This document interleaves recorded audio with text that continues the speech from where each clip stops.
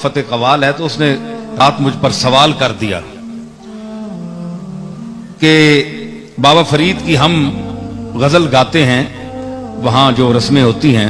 دروازہ کھلتا ہے تو اس میں ایک یہ شعر ہے، اس پر لوگ بڑے اعتراض کرتے ہیں، تو آپ اس کا ہمیں کچھ آپ سمجھائیں۔ میں نے کہا بھائی تم گایا کرو، تمہیں کیا غرض، چھوڑو۔ نہیں جی لوگ پوچھتے ہیں۔ تو اس نے سوال کر دیا، منشی فضل بھی بیٹھا ہوا تھا آپ کا، تو میں نے کہا منشی صاحب بھی بڑے ماشاءاللہ سخن فہم ہیں، تو ان سے پوچھو۔ انہوں نے کہا جی آپ بتائیں۔ اب یہ خاص لوگوں کی بات ہے جو عام لوگوں کے سامنے آ گئی اور انہوں نے چیخنا چلانا شروع کر دیا، اور ادھر اتنا بڑا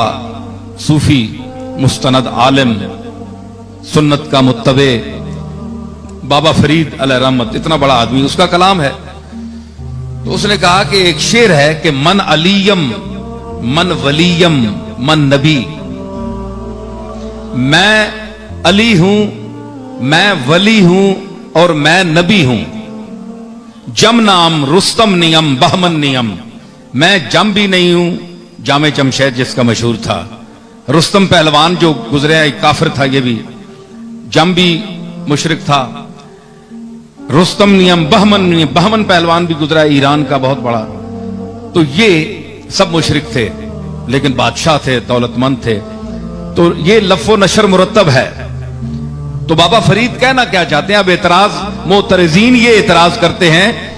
کہ وہ اب من کا معنی ہے میں، تو گویا بابا فرید صاحب یہ کہنا چاہتے ہیں کہ میں علی ہوں، میں ولی ہوں، میں نبی ہوں،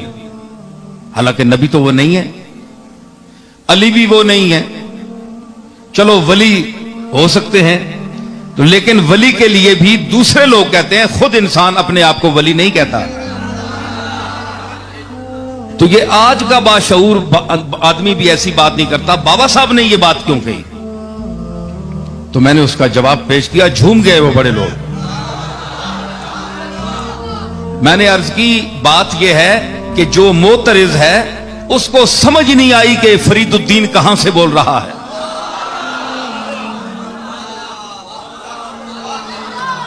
اس کا مطلب جو ہے وہ مطلع میں وہ بات کو صاف کر گئے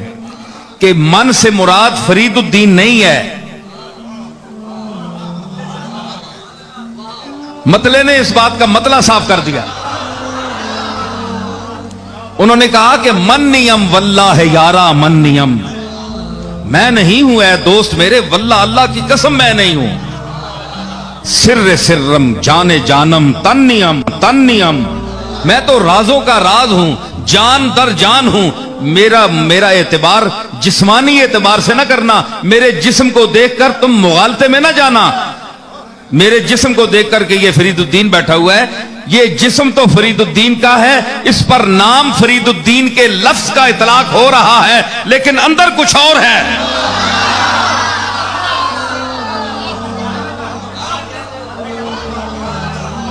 اندر کچھ اور ہے،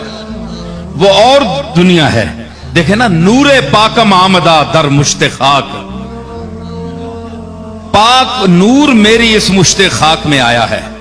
تو صرف بابا فرید کی مشت خاک تو نہیں ہے نا، ہم بھی سب اسی مشت خاک کی پیداوار ہیں۔ میں نے کہا حضور علیہ الصلوۃ والسلام کی اس حدیث پاک کی طرف بابا صاحب اشارہ کر رہے ہیں کہ جس میں حضور نے فرمایا کہ جب اللہ نے انسان کو پیدا کرنا چاہا اور آدم کی مٹی کو یعنی اس کو گوندنا چاہا تو جبریل کو حکم دیا کہ تو زمین سے جا کر ایک مٹھی بھر لا، تو یہ جبریل نے مٹھی بھری اور اس میں یہ سارا تخلیق کا نظام ہوا۔ اس مٹھی کی طرف بابا صاحب اشارہ کر رہے ہیں، اور صرف اپنے طرف نہیں بلکہ پوری عالم انسانیت کو مخاطب کر رہے ہیں کہ نور پاکم آمدہ در مشت خاک، کور چشمہ را ولے روشن نیم، مجھ میں تو اللہ کا نور آیا ہوا ہے، لیکن اندھوں کو یہ بات پتہ نہیں، جن کی آنکھیں ہیں وہ اس نور کو دیکھتی ہیں۔